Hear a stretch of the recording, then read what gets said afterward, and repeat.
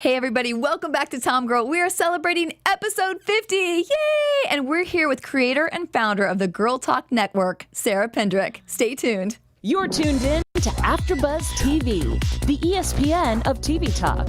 Now, let the buzz begin. All right, picked boss for you because you are a boss. Yeah. All about girl power. Hey Sarah, thank you so much for joining us. Happy 50th. Thank you. Well, I couldn't think of any more perfect person than you to be celebrating the 50th with us because I absolutely love what you do at GirlTalk Network. Oh my gosh, thank you. I'm so excited to be here. Yeah. Well, tell everybody, for those watching who may not be familiar with the network, a little summary of what it is and what you've created. Yeah, so Girl Talk is a place just for women in every stage of their life to come and connect and support each other. There's an event series. I have a big signature event, which is super amazing. You have to come. It's always on the West Coast. And then I have a nonprofit and then online programs. But it's just a really place for all of us to come together and support each other and really have that mindset of like, when you win, we win, and vice versa. And just a place to it's not like on the trend of women supporting women. It's what we're always have been about. It's what I've always been about. And it's like really walking the walk, not just talking it. And tell me how this got started and where this inspiration came to you. Oh my gosh. So recently, I'm sure if anyone's heard this story or follows Girl Talk, they've heard me talk about this, but I had my business plan at 15 and it was what Girl Talk is now, obviously, but from a 15-year-old standpoint. So it's so funny to look back on that I've always had this idea in me, but I went off in different directions and did different things and then got brought back to where I wanted to be when I was ready. And I think it's just always been because I love helping people. And there was a time in my life that I felt really alone and I felt that competitiveness of women and I've gotten bullied and just all the different things. And so I know it was extremely needed. And I know every woman, even if you're on the bullying side, you're hurting and that's why you're acting like that. And we just really need to promote helping each other. So how did you go about making it come to light? Yeah, making it happen. So, this is what I tell everyone, for anyone that's watching that wants to start something, is I set a date. I literally was just like, I'm going to have this event. I thought about what I wanted for the end in mind, like how women would feel when they left and when they would feel when they walked in the door. And I was like, okay, it's April 23rd, 2015. And I just literally burned all the boats. I was making a lot of money and doing my PR and marketing job. And I used all of that just to fund my passion and what I wanted to do with my life. So tell me what the first event looked like. Oh my gosh. So it's literally, people say it's like a wedding for women because I just hustle so hard to make it so beautiful, because I just feel like when we're in a space that's beautiful, we feel really taken care of and feel really good. And you could just see when you walked in the door, obviously I do promoting beforehand and let everyone know, like, this is a place for you to walk the walk, not talk it. Like, anyone that's coming here and not really like living like that, and if you want to come in and just put on a show, like, this isn't the place for you. So everyone was coming there really excited that there's other women out there that want to live this life. And then you would just come in the room and you just felt so much love. And there was but different panels, keynote speakers, a brunch. It's just like literally a whole day. It's evolved since the first one was just an event for a few hours. But yeah, it was just like flowers everywhere and girl power and just women being like, hey, like, I came here by myself, like, let's put our walls down and just connect. And how can we help each other? Then how has it grown from that one to the ones you do now? Yeah, so you missed our one. I know. I was so mad. Yeah, that's okay. We're doing more. Yeah, I will be there for sure. So I do little ones like that to connect people that are in the same industry so we can all help each other and help each other grow. But my main event is called the Girl Talk event. It was called Connect and Inspire, but now it's the Girl Talk event. And it's grown into a whole weekend. So it's like, I hate saying, like, everyone's like, is it a conference? Is it a summit? And it's like, it's everything in one. Like an event, a brunch, a conference, a summit, like a party. It's everything wrapped into one weekend. Like anything that any woman could dream of, we have it there. So for somebody who wanted to attend, like, what are some examples of like speakers that you've had in the past or breakout panels or things like that they would see there? This next one is going to be like on a whole nother level. It just keeps getting better and better. But in the past, I do my programs and my speaking. It's something that I'm so passionate about, to really let women connect and also let down their guard and let go of things that have been holding them back from the past. The panels are all from business to lifestyle to just supporting each other and people sharing real stories. Like, I don't have a set agenda on the panels because I want people to sit down and just, what does the audience really want to hear, and answer questions and say like the real life struggles of what they've been through, what they might be going through standing on that stage right there. Some of the keynote speakers have been the Bella twins. I'm one of the keynotes, Kelly LeVeque, Nikki Bella, or I already said Nikki and Brie. Those are my two close friends. Lori Harder. Gosh, there's been a lot. Yeah. And now I saw an interview with you, and you talked about how when you did the first one, you were actually kind of nervous when you got up to speak. Can you talk about that a little bit, how this has been a growth experience for you as well? Yeah, I mean, okay, so my major in college was psychology, and I literally like picked either the science or the arts one because I was trying to avoid public speaking. So it's like shows how terrified I was of it, but I always had visions of doing it. So my first event, I didn't really plan on becoming a speaker, and now I'm like an international speaker. I just booked my first international event in November in London, which I'm really excited about. Yeah, so it just shows from like a short period of time how much you can evolve as long as you just take that first step.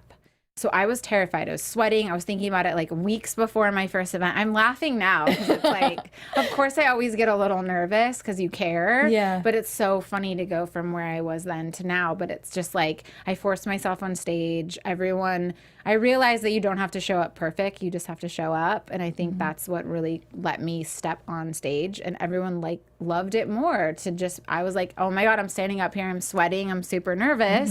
And everyone there is going through something like that. So just to step forward in your fears. And now it's what my whole passion and what I love doing. Like, I love going around and speaking all over the country.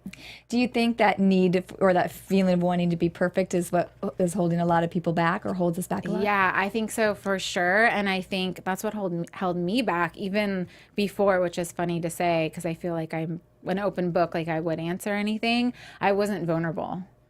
And I just thought that like, oh, I can't do it unless it's perfect. And I would spend so much time doing something like, it's so funny that I thought you have to go up there and you can't stutter, you can't mess up, you have to know exactly what you have to, like what you're supposed to say. And that's not what people want. And that's not how you really make it. It's being authentic and just being nervous and just embracing that. What are some other things that you've learned like through this that, you know, through your process of growing with this, like things that you didn't know before when you first started? Yeah, so really listening to your own voice because there's so much out there and there's so much information that we can get our hands on and so many people saying that they did it this way and they did it that way. And so just really knowing that you should take the bits and pieces of other people's advice, but listen to your own heart because I mean, I sold out my first event on Instagram, my first one ever. And then as I built it, I started listening to other people tell me, well, now you have to do this. And oh my gosh, blah, blah, blah. And I would be like, okay, well, if I want to make it to this level, I have to do this. And then I realized like, no, I don't. I mean, I literally sold out my first event in LA, 300 women. That's huge, especially here. Yeah.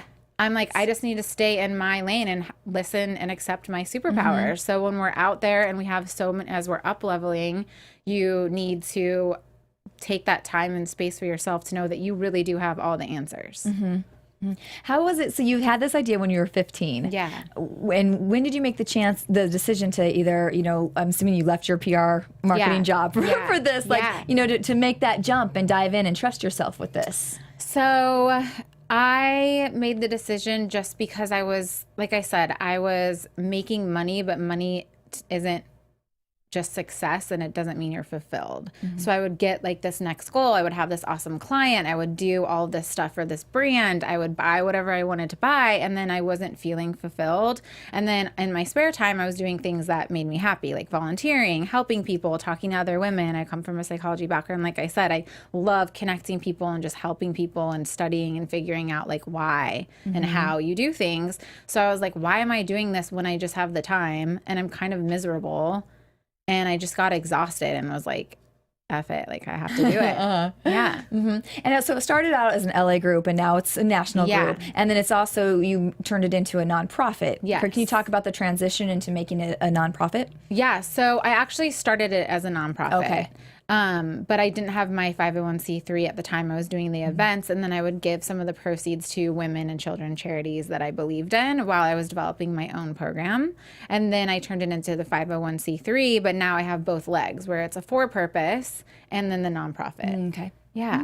But it's just so funny. You see how even if you look at any brand out there, you see how people evolve. Like I started it in LA because I was kind of having a little limiting belief, being like, oh, is this going to be national? I should just do it in LA. And then I look what happened. I ended up doing it nationally anyways. So, but that's okay because I learned a lot. I got really connected in my community and then was able to grow it. I know you're a big goal setter. Yeah. Now, do you attribute that to your success, or how do you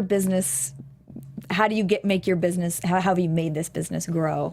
I mean, there's a lot of different things that I would contribute to my success, or what I've accomplished, or the community that I've grown is obviously the women that are involved themselves. So many women, people that are like, I want to be a part of this. How can I help? So it's not just me.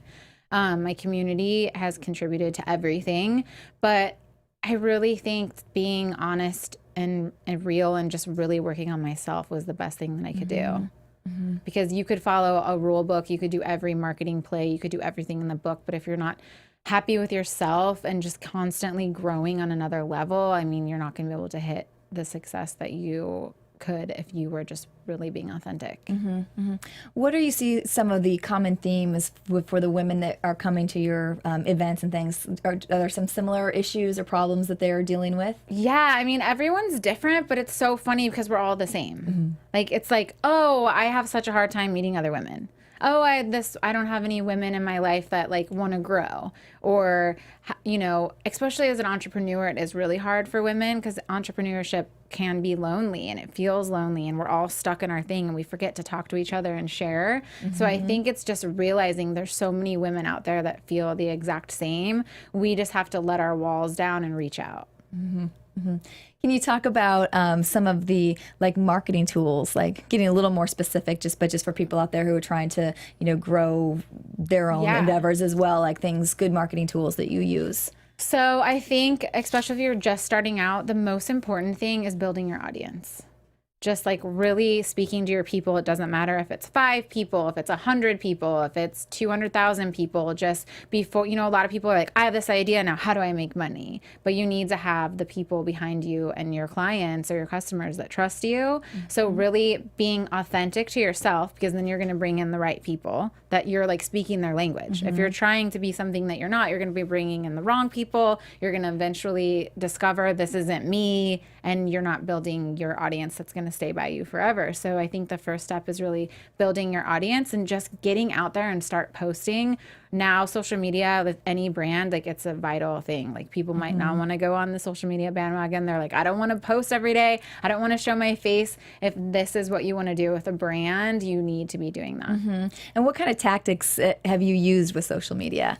So the more I feel the more real I am and the more that I engage back with my audience, that is where I see the most results, and then I see my impact growing. So really just being real, having polarizing posts too. I think people are just trying to post quotes and, be positive all the time. Not saying be negative, but be real. If you had a really bad day, sharing that. I think people are craving authenticity, but also real talk and really what's going on. Yeah, and I think that, I know you touched on that a little bit earlier when you were saying you were nervous on your first one, that it's I think people do, it's especially with social media, because you can package everything to look so perfect and so polished all the time. But it does kind of get lost in, the shuffle with that said. I think it's because I know I enjoy those posts when people have shared something, I'm like, oh yeah, I You're like, relate to that. Yeah, you're like, I just went through that last week, or I remember when that happened. And you just kind of are speaking. One thing that I do a lot is I speak to one person. Even though I'm speaking to however many, I speak to as if that person's in front of me and I'm posting this for them. And I feel like that is the best thing that you could do. Do you do any other marketing besides social media? Well, I do. Email lists are really big. So even, I know a lot of people, I was doing a training today and everyone was like, I only have 500 followers. Like, what do I do? And I'm like, start building your email list, like making lead magnets, providing value.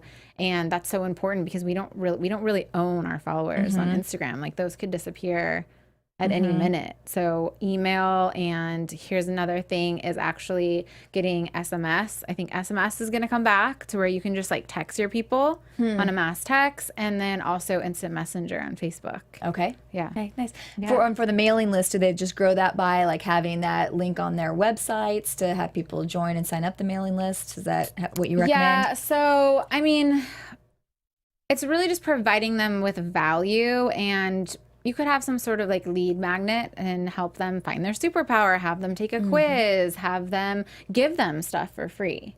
So then they can come into your network, and then there's going to be people that unsubscribe, but then you just have your own email tribe that want to hear from you and just constantly be giving them value. So in one article, you were called the Elwoods of girl power. Yeah. How did that feel for you, and how does it feel to be creating such a wonderful network of women? It's amazing. It's so funny because at the time when that came out, I wasn't even like, I was obviously appreciative of it, but I think you can just get, and that was when I was first starting out, you can just be like, okay, but that wasn't like enough. I need to do this. And I want like 1,000 people at my event. So then you forget to celebrate the little wins. And so it was crazy that like a year after that, I looked back and I'm like, that's what I was asking for the whole time. Like, that's what I want to be. I want to be the Elwoods of girl power. Like when it happened, why was I just off like thinking about the next event? Like we as entrepreneurs and people in general, we need to be celebrating the things that are coming to us now, because if we're not, we're sending that message to the universe like, I don't want more, I don't appreciate this. And even though we might not mean to, we really need to celebrate our little wins for the big ones to come. What have been some of your other like favorite moments or experiences with this? Actually, I had one today in my GirlTalk Life group that I just launched. I wanted to talk about that too. So let's talk about that after. Oh my gosh, this woman shared, because they're all introducing themselves and saying their stories, and I didn't know this, but at one of my events, her and her mom had been going through like a really tough time and just had a really relationship that, you know, was really tough her whole life. And she somehow came across GirlTalk Network and started following me and came from Michigan to Phoenix, that's where the event was, with her mom, because she was looking for something for them to like heal and grow together. And they've had the most amazing relationship ever since, and really were able to like let their walls down. So I didn't know that. And it's been, I don't know when my Phoenix event was, maybe like a year or two ago. So reading that, I was like, wow, like this is just another reminder why I do what I do. Yeah. So now talk about that, the life talk more. Yeah. So that people were coming to my events, and you know, when you come to an event, you're like on this high, if it was a good one, like I'm going to connect with her, and maybe you don't end up connecting with her, and then maybe it only lasts like a few months or 6 months. Or one thing that I saw is that a lot of women's lives were changing, and they were constantly like, when's the next event? Even years after, they're like, oh my gosh, that changed my life. I took massive action. So I was like, what if I had a place that they could come to year round and connect and have that support, and also have this little online mass? It's so much more than a membership. You have you pay monthly and you can leave at any time, which I don't think that you will, but just to have that support and have that constant like coaching. I bring experts in, you have access to me to just help you. Like I was just doing one-on-one calls with them as a gift to help them launch their brand, or someone's going through something in their relationship. So it's really like a life mastermind for women to help each other. That's fantastic. Yeah. So then you dive into more helping them with specific things that they want to like approach. Next month we're like really, there's all these other like guest experts and things that you get, but for example, next month it's all about relationships and money mindset, so it's like just a life, like let's all go kill it together in life, basically. Love it. It's so great. And now, I mean, you got to be loving that with all the Me Too movement and everything that's going on, like women power is just so big right now. Have you seen even more interest now with some of those things going on in our society? Yeah, I think that this has been a need for so long, and now people are starting to really talk about it. And yeah, I think that it's always been there, but it's just more like in our face now, which is amazing. When I think I've been to groups before where we've also we've wanted mentors or wanted people to help out, but didn't know where to look or where to reach. You know? So that's one thing I love seeing your stuff and seeing people who you have at your events and those kind of things. Exactly. Oh, I'd love to learn from those people or get some knowledge. It's fantastic. Exactly. Yeah. Well, I know we don't have much time left, but what are some of your, since I know you have your goals, what are your goals for the next 5 years, or what's next on your list of what you want to accomplish with this? Well, I'm really pouring into Girl Talk Life, and then we have, which literally, if you guys go follow me, I'll be announcing it super soon, the big event that I've been talking about. So I'm really focusing on that. I'm so excited about that. It's so amazing. I mean, I love it. But in 5 years, I mean, I just want Girl Talk to be the place that any woman can go all over the world, and at your fingertips, you have that support and you know that you're not alone, and you can just have the best life and create that life that you want. I just want to build that platform and be doing masterminds and events and online everything to just really help women. So there's no more excuses. No more, I'm alone, I don't have this. Yes, you do. Yeah, that's fantastic. I love it. Sign me up. Yeah. Well, tell everybody again where they can follow you on social, where they can find your site online, all that info. Where they can get involved. I'm always on Instagram. You can DM me. I'm very involved with my community. So at GirlTalk Network, and then my website is girltalknetwork.org, and you can find information for that with Girl Talk Life and everything on my Instagram and my website. How much is the subscription per month for the Girl Talk Life? It's only $27 a month. Yeah. I know. I'm okay, I've spent $25,000 on coaches, and I have those coaches coming in, but I just wanted to make it accessible for every woman. And everyone's in there. Someone might be at the top of their they're a badass CEO, but they want to help someone and they need help in a different area. They need help in relationships. It's just about collaboration. Yeah, that's great. I mean, think of how much we waste per month. $27 is nothing. Yeah. I mean, you just, especially in LA, my lunch was just $27. Right, exactly. Totally. So, that's definitely doable. Yeah. Well, this is fantastic. I just hope the best for all of it. I think it's, just fantastic, and I love what you're doing. So thank you. Thank you for having me, and happy 50th. Thanks for being here. All right, guys, that's it for tonight. You can follow me at TomGirl TV, and we'll see you here again next week. Have a great one. From executive producers Maria Menounos, Kevin Undergaro, Phil Svitek, and the entire AfterBuzz TV staff, we would like to thank you for listening to the AfterBuzz TV network. To watch or listen to other after shows and post comments or questions, be sure to visit AfterBuzzTV.com. I'm Sir Richard Wentworth, and this has been a presentation of AfterBuzz TV. Buzz you later. The views expressed herein are those of the hosts only and do not necessarily reflect the views of AfterBuzz TV or its owners or principals.